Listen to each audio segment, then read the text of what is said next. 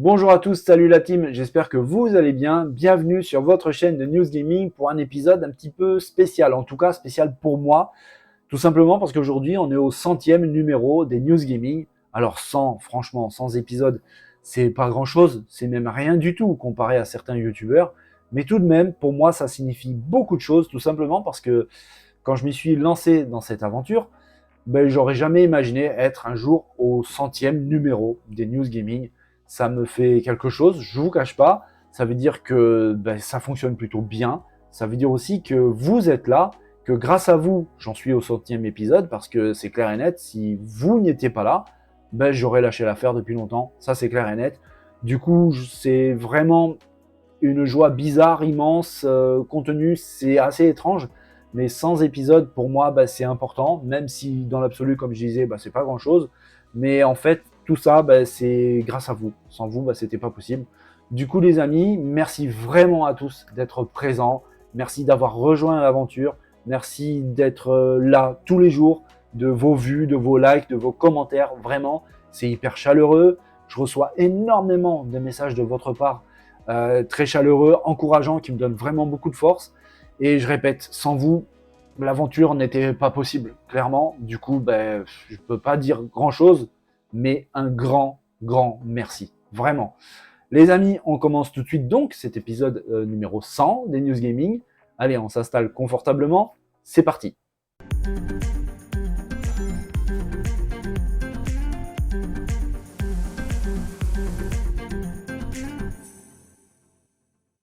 Vous le savez, les amis, malheureusement, tout ce qui est fuite de données, photos, vidéos, les leaks, tout simplement, ça existe et ça peut fortement impacter notre plaisir à nous. On peut vraiment être grandement spoilé concernant un jeu dans sa globalité ou partie, le scénario, l'histoire, le gameplay, les mécaniques de gameplay. Ça peut vraiment porter préjudice à notre plaisir à nous de découvrir le jeu.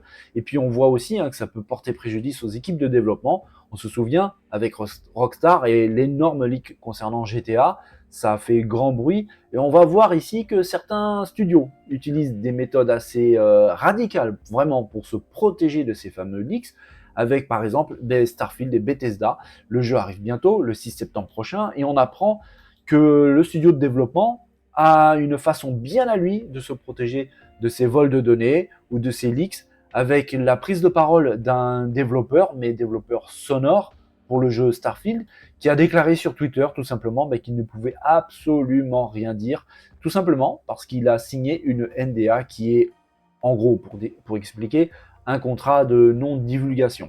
Ça protège l'entreprise des fuites, ça oblige les personnes qui ont signé ce contrat au silence absolu, et cette personne, qui s'appelle Émile Pagliarulo, a déclaré qu'il ne pouvait absolument rien dire, ne serait-ce que les opinions sur le jeu, il ne peut rien dire, les opinions sur le contenu du jeu, il ne peut rien dire, même au niveau des performances, il ne peut rien dire. En fait, pour résumer, il a dit que la seule personne qui pouvait prendre la parole concernant Starfield chez Bethesda, c'était tout simplement Todd Howard, le patron.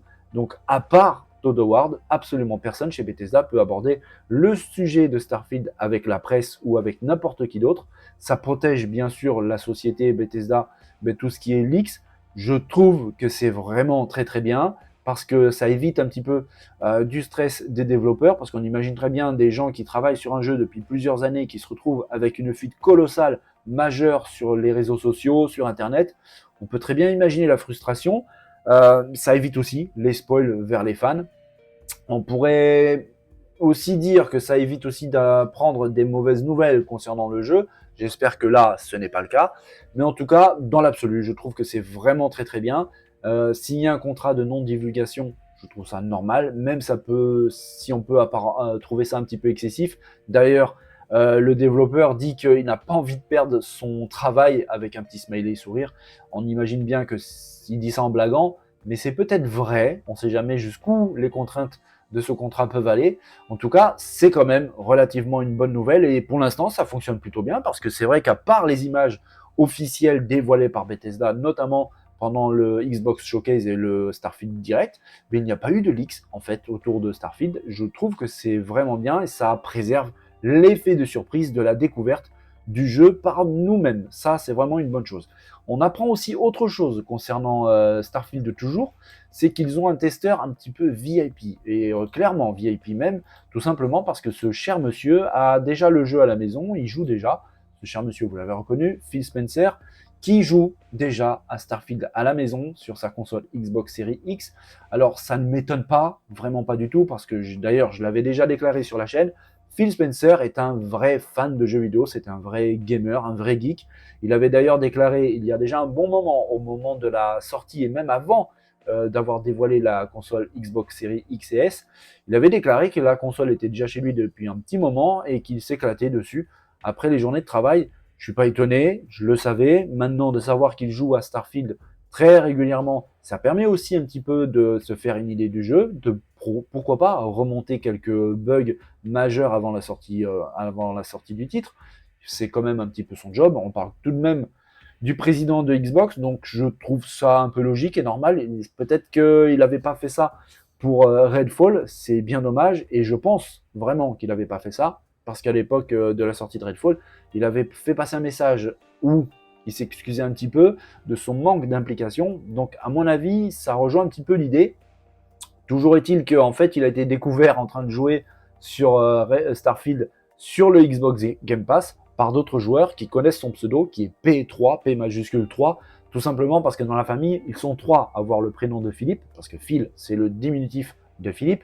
Il y a son grand-père, son père et donc lui-même. Donc il a choisi le pseudo P3. Il a été vu en train de jouer à Starfield. Certains joueurs l'ont contacté en message privé en lui demandant de lui donner le jeu. Ça peut être assez sympa et assez drôle. N'empêche que j'imagine un petit peu les équipes de développement, de savoir que le grand patron joue au jeu alors qu'il n'est même pas encore terminé, ça peut mettre un petit peu la pression. En tout cas, voilà, le jeu arrive bientôt, c'est le 6 septembre prochain. D'ailleurs, pour ceux qui ont précommandé la version collector, auront le droit d'y pouvoir y jouer un petit peu avant les chanceux. N'empêche qu'avec le prix payé, je trouve ça plutôt normal. Starfield donc arrive, on voit que Bethesda met vraiment tous les moyens qu'ils ont en main pour pouvoir se protéger des leaks. Phil Spencer qui joue déjà au jeu, ça approche, ça approche. State of Decay 3 se fait attendre. Franchement, c'est peu de le dire, à chaque fois qu'on parle des futurs jeux Xbox, State of Decay 3 revient toujours sur le devant de la scène avec en fait peu d'informations sur le jeu, vraiment. On n'a même pas une possible fenêtre de date de sortie. Le jeu est toujours en développement, mais c'est vrai que ça commence à faire long. En tout cas, si vous jouez toujours au deuxième épisode, State of Decay 2, vous serez ravi d'apprendre que le studio de développement ne lâche pas du tout son jeu. Et quand je dis qu'il ne le lâche pas, je ne parle pas de résolution de bugs, de patch correctif ni rien, mais en fait, c'est beaucoup plus. Le studio de développement est en train de préparer du contenu additionnel pour State of Decay 2, ça fait plaisir à entendre. Le contenu additionnel porte le nom de Curveball. En fait, il s'agit tout simplement d'événements totalement aléatoires qui vont arriver pendant votre partie. Ces événements pourront être déclenchés suivant certaines de vos actions, aléatoires également. Ces événements auront beaucoup d'impact sur vous, sur votre personnage, également sur les communautés, mais aussi sur les ennemis, sur les zombies. Ces événements auront un impact positif sur vous ou alors un impact négatif, donc il va falloir vraiment faire très attention quand tout ça va arriver. Le DLC est actuellement en phase de test chez les équipes de Undead Labs. On ne sait pas trop encore exactement quand est-ce que ça sera disponible, mais normalement c'est prévu pour cet hiver prochain. C'est une bonne nouvelle, vraiment, de voir que le studio continue à travailler sur ce jeu, surtout que le jeu est sorti il y a déjà un bon petit moment, c'était dans l'année 2018 si je ne dis pas de bêtises. Du coup, ça fait vraiment plaisir de voir l'implication des développeurs sur ce jeu qui est toujours très apprécié, qui a beaucoup de joueurs. D'ailleurs, c'est une bonne info parce que hier, on a parlé de cette évolution du Game Pass où le Live Gold se transforme et devient le Core, toujours au même prix, 9,99 €, avec de l'ajout du jeu dedans. Il y avait une liste d'à peu près 25 jeux qui sera modifiée à peu près tous les 2-3 ans. Et bien dans cette liste, il y a State of Decay 2. Du coup, si vous jouez à ce jeu-là et que vous avez l'abonnement Live Gold qui deviendra le 14 septembre le Game Pass Core, vous pourrez bénéficier de ce DLC pour State of Decay 2 et franchement c'est plutôt une bonne nouvelle. Vous l'auriez compris, je pense, le jeu des maths et moi, ça coince un petit peu et j'ai l'impression clairement que je ne suis pas le seul sur la chaîne avec qui ça pose un petit souci, le jeu dématérialisé. Malheureusement, ça fait un petit peu partie de l'histoire, ça commence à rentrer dans notre quotidien et de plus en plus. Et à mon avis, c'est pas prêt de se terminer, ça va même s'accélérer avec tous ces services en ligne, hein, le Game Pass en tête, le PlayStation Store et tout le reste, vraiment tout le reste. Netflix qui s'intéresse de plus en plus aux jeux vidéo, Amazon, Apple. Évidemment, le démat va prendre de plus en plus de place. Et c'est vrai que, et c'est malheureux, mais le jeu physique va commencer à disparaître. Et ça commence même à déjà être le cas dans certains pays. Ça s'accélère vraiment et très rapidement, notamment en Angleterre, où un magasin a tout simplement décidé de supprimer les jeux physiques dans ses boutiques. 2800 magasins en Grande-Bretagne qui tout simplement abandonnent le jeu physique. Il n'y a plus de commandes au sein de l'entreprise de jeux physiques. Ils sont tout simplement en train de vider les stocks au niveau des rayons et ils vont passer aux jeux dématérialisés. Il faut savoir qu'au Royaume-Uni, c'est un des territoires où le dématérialisé prend vraiment une ampleur et s'accélère de manière assez incroyable. Il faut comprendre que sur les 4 grands jeux de ce mois de juin passé, donc c'est très récent, Diablo 4, Final Fantasy XVI, Street Fighter 6 et Formula One 2023, eh bien moins de 18% de ces jeux ont été vendus en format physique. Donc évidemment, les magasins sachant ça, le physique, il faut de l'espace de stockage, il faut gérer tout ça. Ça prend beaucoup de place pour très très peu de ventes, parce que 18% de tous ces jeux sur tout le territoire anglais, franchement, c'est pas beaucoup. La majeure partie des jeux en Angleterre se vendent en dématérialisé.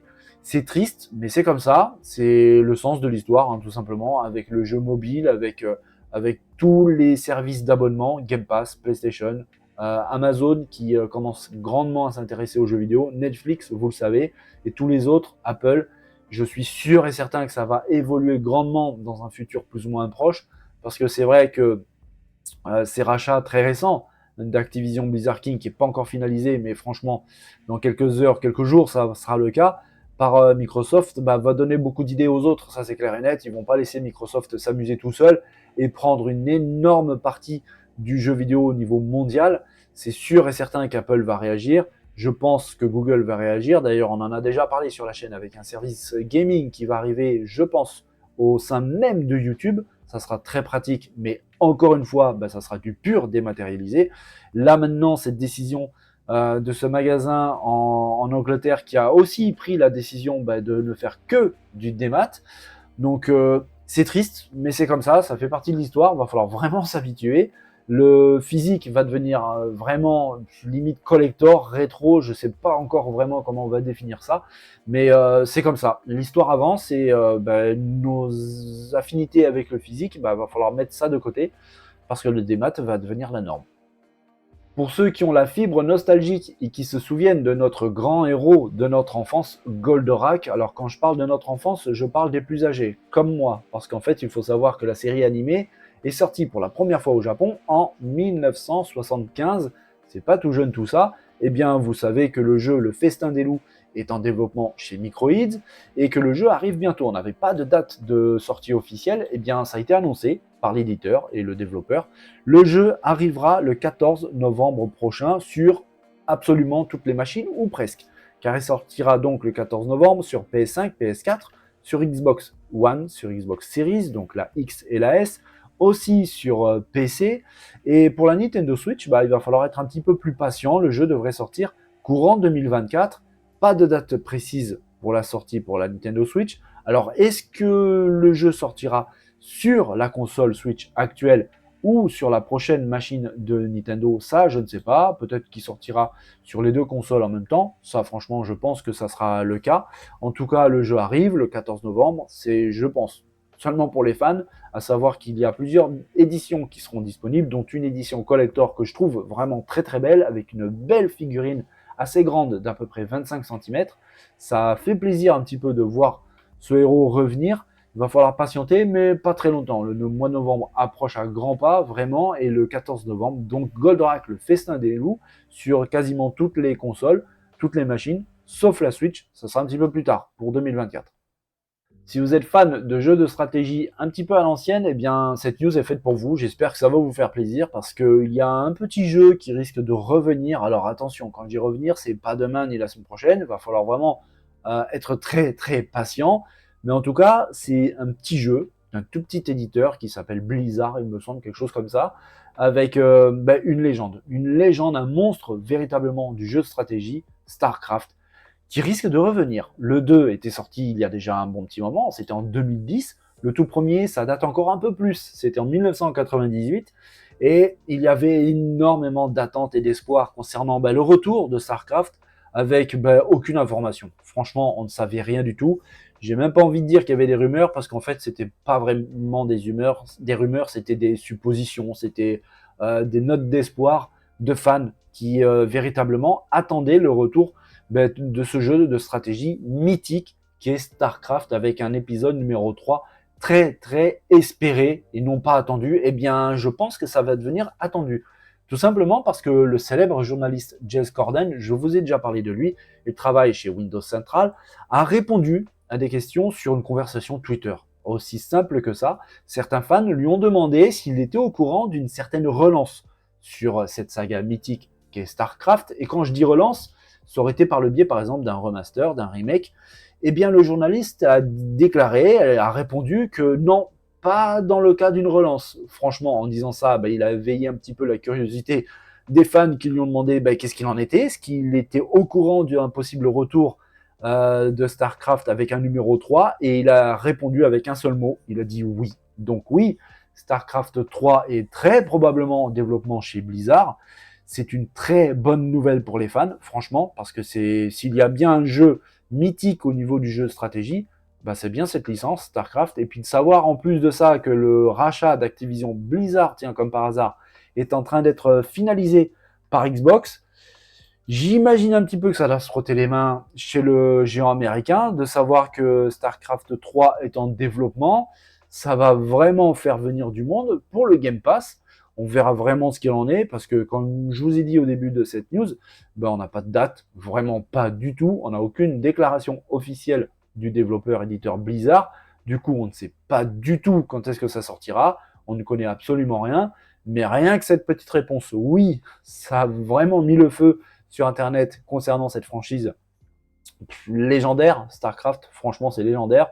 Et on attend des nouvelles maintenant de la suite de ce jeu. Je rappelle que le 2 était sorti en 2010, déjà plus de 10 ans à attendre. C'est long, mais maintenant, la curiosité commence à se faire vraiment sentir et j'ai hâte d'en savoir plus sur ce StarCraft 3. Voilà les amis, on arrive à la fin de cet épisode gaming avec 5 news assez intéressantes. Alors c'était pas complètement foufou, je vous avoue que pour le 100e épisode j'aurais espéré quelque chose de dingo. C'est pas le cas, franchement, c'est pas très grave. Mais encore une fois, je vous remercie sincèrement à tous d'avoir rejoint l'aventure. Je vous remercie vraiment d'être là. Je vois beaucoup de messages, je vois beaucoup de likes, de vues. Bref, sans vous tout ça c'était pas possible. Donc encore une fois les amis, vraiment merci infiniment. J'espère que cette vidéo vous a plu. Si c'est le cas, vous savez quoi faire, les pouces, les partages, tout ça. Je vous souhaite à tous une belle et bonne journée. Portez-vous bien, prenez soin de vous. N'oubliez pas de vous amuser, c'est très important. Et je vous dis à très vite, très bientôt pour le 101e épisode des News Gaming. Dès demain les amis. Allez, bonne journée, bye bye.